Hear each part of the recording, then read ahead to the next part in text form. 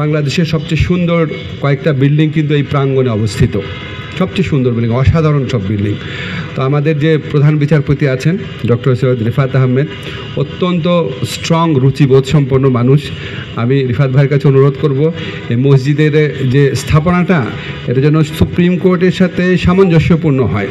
কারণ আপনারা দেখেছেন যে এগেইন সরি একটু সারাক্ষণই বিগত আমলের কথা বলি, খুব দুঃখ লাগতো আমার। আপনারা অনেকেই ঢাকা ইউনিভার্সিটির স্টুডেন্ট আছেন, হঠাৎ করে ঢাকা ইউনিভার্সিটি দেখলাম যে উদ্ভট রঙের 20-24 তলা বিল্ডিং নির্মাণ শুরু হয়ে গেল।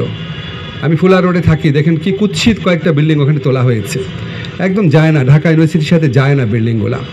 তো আমি একটা রিকোয়েস্ট করব প্রধান বিচারপতি আমার বড় ভাই, আপনারা একটু লক্ষ্য রাখবেন এই বিল্ডিংটার যে স্থাপনাটা এটা যেন সুপ্রিম কোর্টের সাথে সামঞ্জস্যপূর্ণ হয়, দেখতে যেন বেখাপ্পা না লাগে, এটা একটা থাকবে, অনুরোধ থাকবে। সেকেন্ড হচ্ছে আমাদের এখানে খালিদ ভাই আছেন, উনি আমার চেয়ে অনেক ভালো জানেন। আমরা সবসময় জানি ইসলামে মসজিদ শুধু নামাজের জায়গা না, মসজিদ কেন্দ্রে একটা সমাজ ব্যবস্থা আছে। সেখানে মসজিদের মধ্যে ধর্মীয় শিক্ষা হয়, মসজিদের মধ্যে অনেক আলোচনা হয়, মসজিদের মধ্যে অনেক বেনেভোলেন্ট কাজ হয়।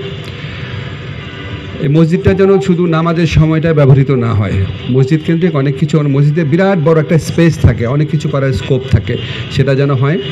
আর থার্ড হচ্ছে আমি যখন এখানে আসছিলাম চিন্তা করছিলাম আমাদের তো জীবনের দুইটা পর্যায় আছে, একটা হচ্ছে ইহজাগতিক জীবন আর একটা হচ্ছে পারলৌকিক জীবন। তো আমাদের ইহজাগতিক জীবনে আমি যেহেতু আইনের স্টুডেন্ট, এই জন্য আমার কাছে মনে হয় সবচেয়ে ইম্পর্টেন্ট বিল্ডিং হচ্ছে সুপ্রিম কোর্ট ভবন।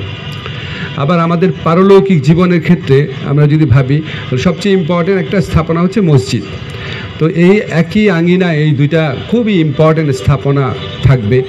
তো আমার শুধু আশা থাকবে এই আঙিনায় যখন, এই কম্পাউন্ডে যখন একটা মানুষ ঢুকবে, যখন বের হয়ে যাবে, ওনার যেন মনে শান্তি থাকে, উনি ন্যায় বিচার পেয়েছেন এবং একটা উপযুক্ত প্রতিকার পেয়েছেন, ওরকম একটা মনোভাব নিয়ে, ওরকম একটা সান্ত্বনা নিয়ে যেন ওনারা ফেরত যেতে পারেন।